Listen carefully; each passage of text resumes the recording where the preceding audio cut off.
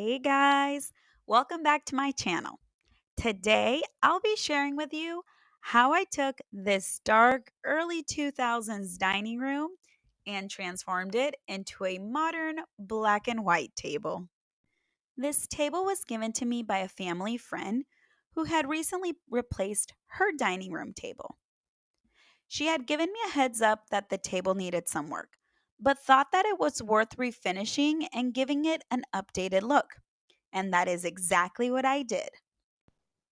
As you can see, the finish on the top of the table was starting to come off. There were areas that were missing some dark stain.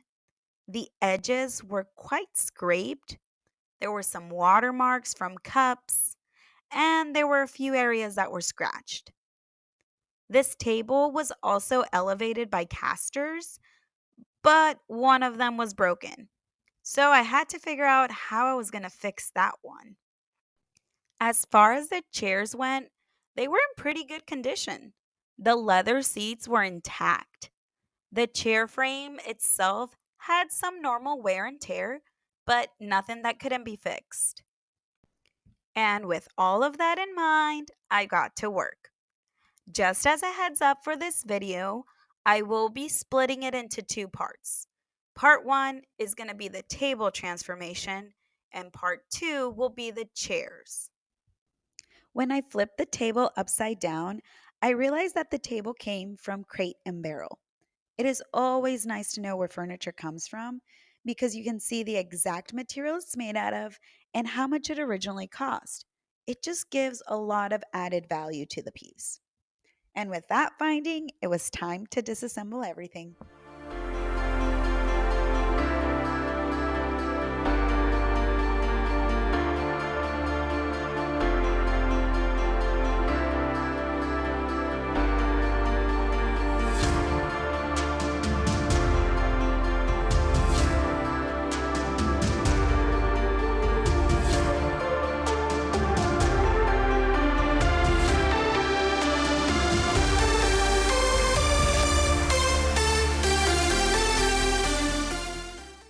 This table has been in storage for a couple of months now, so it has accumulated quite a bit of dust.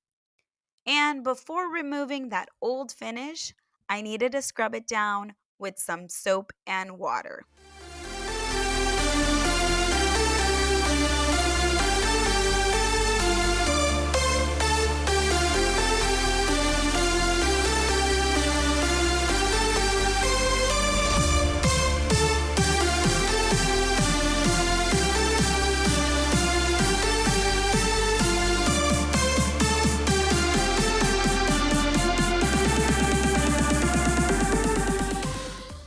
With everything nice and clean, it was time to start removing the old stain and finish. I went in with a 120 grit sandpaper and slowly started sanding away. I usually use paint remover or stripper when I'm removing dark stains. However, the finish was flaking off that I thought to myself, maybe, just maybe, I could get by without applying a stripper. And I was right. It did take me a little bit longer than usual, but with a little bit of patience and determination, I got the job done.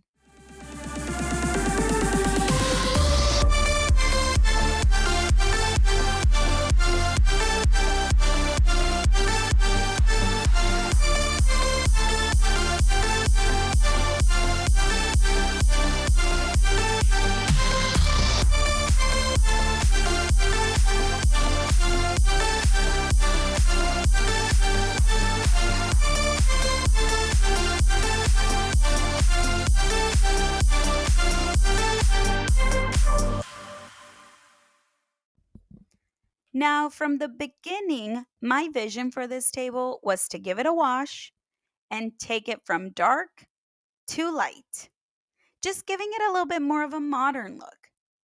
And even though sanding it down helped, there was still a lot of dark streaks in areas around the grain of the wood. In that moment, I knew I had to apply some type of bleach to this table. I've never really done this before, So I researched some techniques. The first one was using oxalic acid. It's a whole kit meant for furniture. The second technique I saw was using household bleach, like what you use on your clothes. And finally, the third one was using some a hack's bleach or maybe like some barkeeper's friend. I really wanted something that I could scrub down and get into the grain of the wood. Therefore, I thought option 3 would be the best one for me. Or at least that's what I thought it would be. Ensuring I use gloves to protect my hands from any chemical burn. In a small plastic Tupperware, I added some water and the Hax bleach. I hope I'm saying that right. Is it a Hax? Anyways, just go with it. I mixed it until it became pasty, and then with the plastic brush, I started applying it to the table. I also used a spray bottle with some water to help me from keeping the mixture from drying out. Now, whenever I'm dealing with any type of chemicals, I take precautions like gloves, long sleeves, protecting my eyes with some protective glasses. One thing I didn't do, but I probably should have done, was a respirator. And I really just scrubbed the mixture into the wood using that plastic brush. Then, with some steel wool, I went in and I scrubbed even harder. This will allow me to get into those hard to reach areas without damaging the wood. I let this stay on the top of the table for about 15 minutes. Then I started removing it with a clean rag. Now, removing this was way harder than expected, to the point where I just gave up and I took a hose and I just started spraying this all off. Now, because I did that, and this is wood, I didn't want the water to damage the wood, so it is so extremely important to let it dry in the sun if you ever do something crazy like what I did. Here's a quick side by side. The left side has the darker streaks in the grain of the wood. The right side still has those dark streaks, but way less. And also, the color is even throughout the piece. I feel the camera doesn't actually show this all that well. However, I thought it was worth showing you guys regardless. Then I repeated this process with the other half of the table and the legs.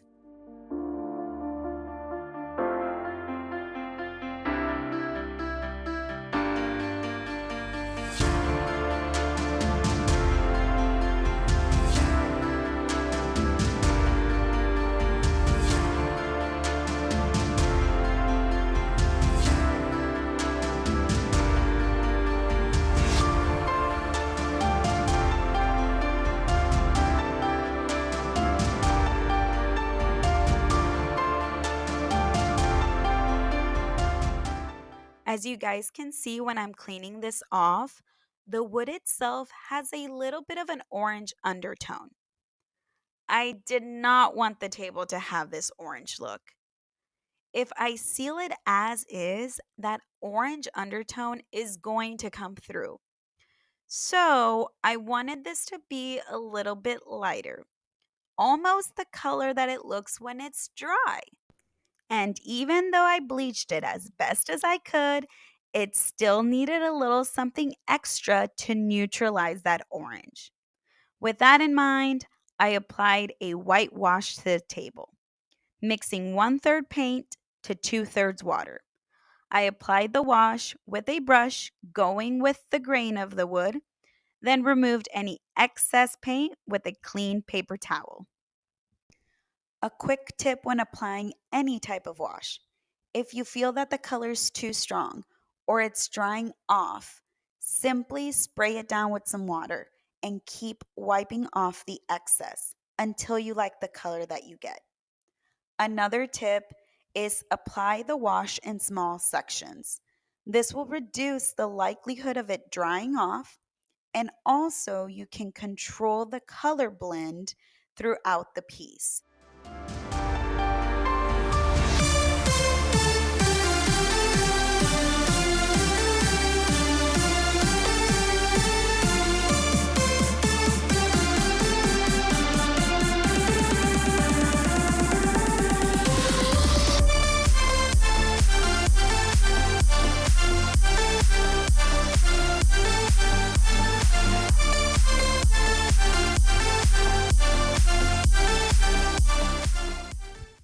Once this was fully dried, I used a 220 grit sandpaper to lightly sand the entire piece. All I'm looking for is to remove any small grainy texture that the table might have before I seal it. To seal the piece, I applied 3 layers of varathane polyurethane triple thick in a matte finish, lightly sanding in between each layer and, of course, wiping off any excess dust.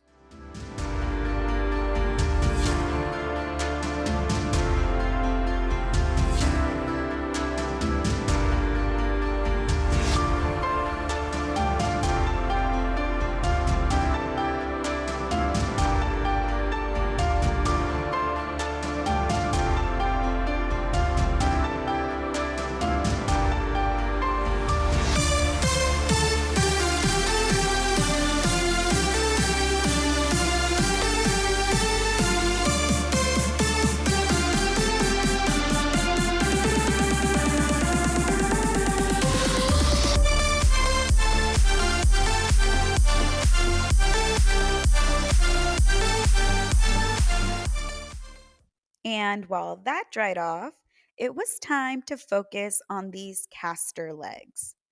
These are made out of brass. The easiest way to know if something's made out of brass is using a magnet. Brass is not magnetic.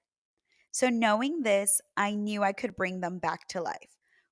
Using some steel wool and the pink stuff, I went to town and scrubbed my little heart away. When I was done, we went from these dirty, not really appealing looking casters to these nice, shiny, and ready to be put on the legs casters. I was one down and I had 3 more to go.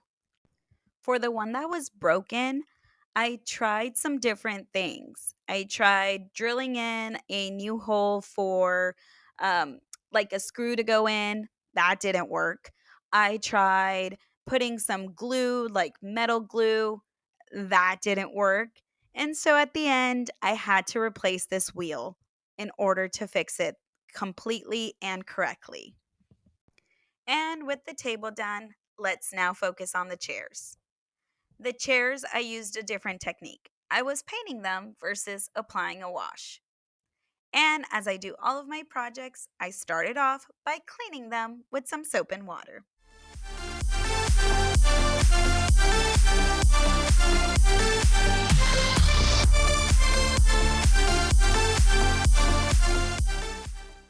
Then I disassembled them.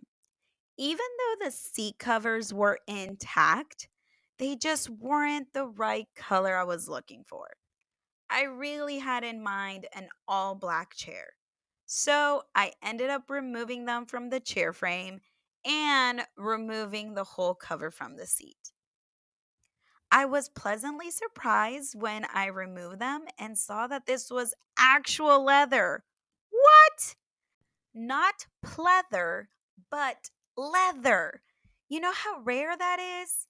It kind of broke my heart when I was removing this. But I told myself that I'll put this away and reuse it in another project where the color scheme works. And for now, I'm just going to focus on these chairs. Let's get back to them. To prep them for paint, I first needed to scuff the surface up so that the paint will adhere. Using a 120 grit sandpaper, I started sanding everything.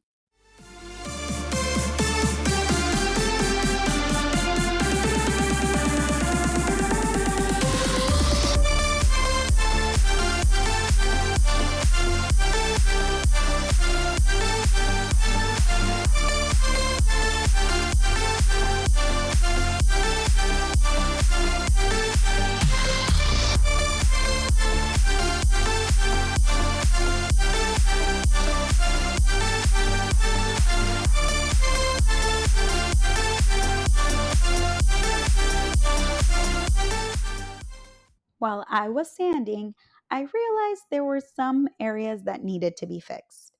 Using some Bondo wood filler, I went in and I filled these holes. Once they were fully dried, I used a 220 grit sandpaper and sanded them down until they were seamless. Once I was done cleaning off the excess dust, it was time to paint. I started off by applying a layer of all purpose primer. Because I'm painting the chairs black, I did add a little bit of black into the primer to make it easier to paint over. If you follow my channel, you might know I typically paint everything with a foam roller or a paintbrush.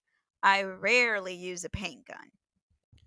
The reason behind this is that I typically get splashes of paint randomly coming out of the spray gun. Then I spend too much time sanding them down, trying to get the surface to be smooth again. I had tried diluting it with water, and then I either added too much water, where it's dripping no matter what, or not enough water to the spray gun, where it's clogged up. However, I have been doing some digging and investigating on how I can change this. And one thing I hadn't tried but was highly recommended was to strain the paint. And surprise, surprise, this was the secret. Success! The combination of straining the paint and adding water was the magic touch. This helped me speed up the painting process, and I was super excited. I will now be using the spray gun more often. After the primer was nice and dry, I lightly sanded the chairs with a 220 grit sandpaper. And per usual, I cleaned off the dust with a clean, wet rag. For the chair color, I used Behr Limousine Black and applied 2 layers of paint to the entire chair.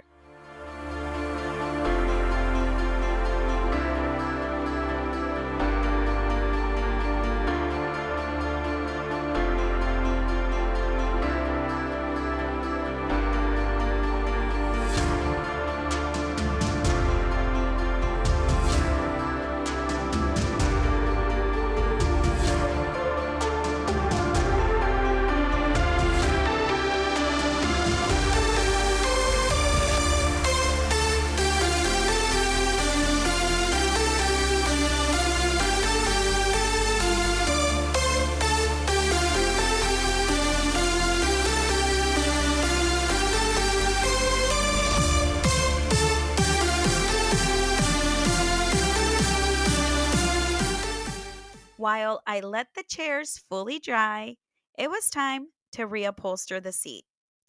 I went and looked at black fabrics that would match the black finish of the chair. I looked, and the closest thing I found was neoprene fabric. If you don't know what that is, neither did I. The lady at the store told me that this is the same fabric that is used on scuba diver suits. Isn't that awesome?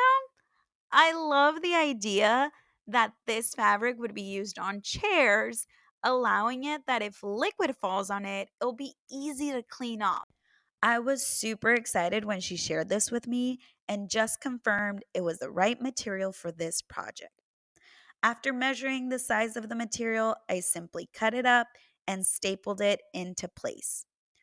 I know I don't provide a lot of details on painting the chairs nor the reupholstering. However, I have a couple of other videos with more details on each technique. I'll make sure to add a link in the description below and at the end of the video.